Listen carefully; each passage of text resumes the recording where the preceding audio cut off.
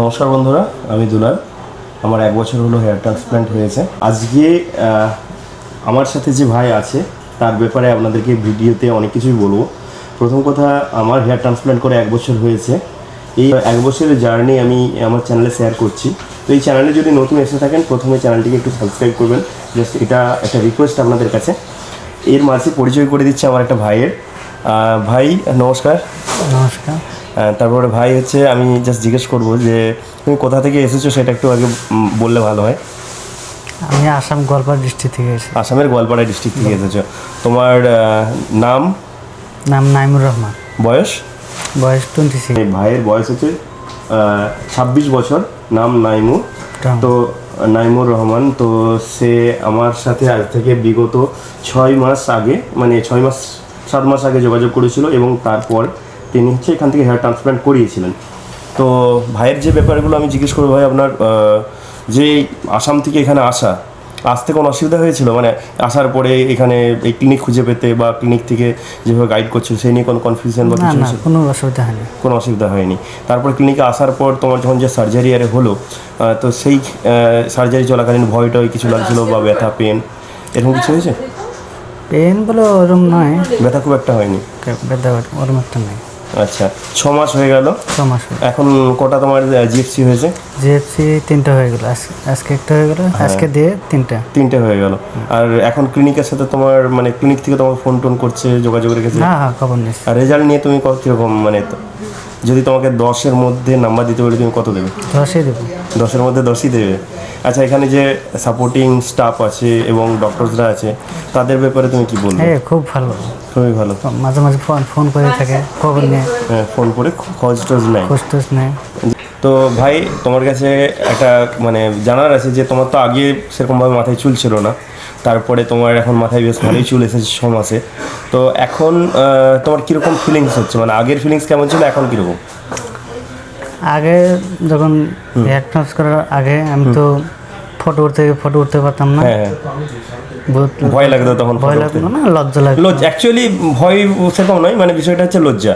ঠিক আছে, এই ছবিতে বন্ধুদের থেকে একটু আলাদা থাকা, এরকম একটা ব্যাপার। সবাই ছবি উঠছে, তুমি গিয়ে সেলফি নিতে পারছো না, তাই না? এই জিনিসগুলো তো কম বেশি সবাই, আমার ক্ষেত্রেও তাই ছিল। অল্প বয়সে টাক হয়ে যাওয়াটা, হ্যাঁ, একটা সমস্যা।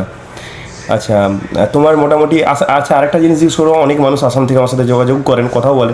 তুমি তো আমার ভিডিও তখন দেখে যোগাযোগ করেছিলে।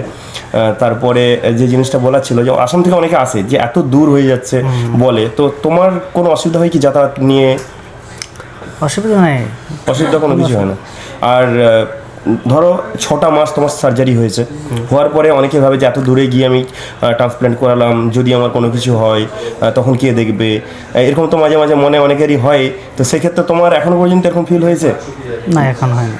মানে এরা যখন যা প্রবলেম হয়েছে ওনারা সাহায্য করেছে, তাই না? যাই হোক, তুমি তোমার মূল্যবান কথাগুলো শেয়ার করলে, আর বেশি কিছু বলবো না। আরেকটা কথা হচ্ছে বন্ধুরা, এই ভাই একটু ক্যামেরা ফোবিক, মানে ক্যামেরার সামনে ইন্টারভিউ দিতে একটু লজ্জা পাই। তারপরেও আপনাদের জন্য ইন্টারভিউটা দিল, যাতে করে হচ্ছে আপনারা সেই সাহসটা পান। একটু নার্ভাস ফিল করছে, দেখতেই পাচ্ছেন। তো ভালো থাকবেন আপনারা। আর যদি কোনো হেয়ার ট্রান্সপ্ল্যান্ট রিলেটেড কোনো প্রশ্ন থেকে থাকে বা কনফিউশন থেকে থাকে, সেটা অবশ্যই জানাবেন কমেন্ট সেকশানে, যে আপনারা কি ভাবছেন হেয়ার ট্রান্সপ্ল্যান্ট নিয়ে। আর কোনো যদি সাজেশন নেওয়ার থাকে বা এই সম্বন্ধে কোনো কোশ্চেন থেকে থাকে, অবশ্যই স্ক্রিনে দেওয়া নাম্বারে যোগাযোগ করতে পারেন। আচ্ছা ভাই, আরেকটা কথা সিম্পল জাস্ট আমি বলবো, যারা ভয় পাচ্ছে মানে হেয়ার ট্রান্সপ্ল্যান্ট নিয়ে, তাদের কি ভয় পাওয়ার আছে? মানে খুব ব্যথা ট্যাথা হয় কি? না, কোনো ব্যথা নাই। ব্যথা মানে ওরম না, হ্যাঁ, সিম্পল। আচ্ছা আচ্ছা, তোমার 3 মাসের মাথায় চুল পড়ছিল? চুল মানে 2 মাস থেকে 3 মাসের যে শর্ট ছিল, খুব চুল পড়ছিল কি?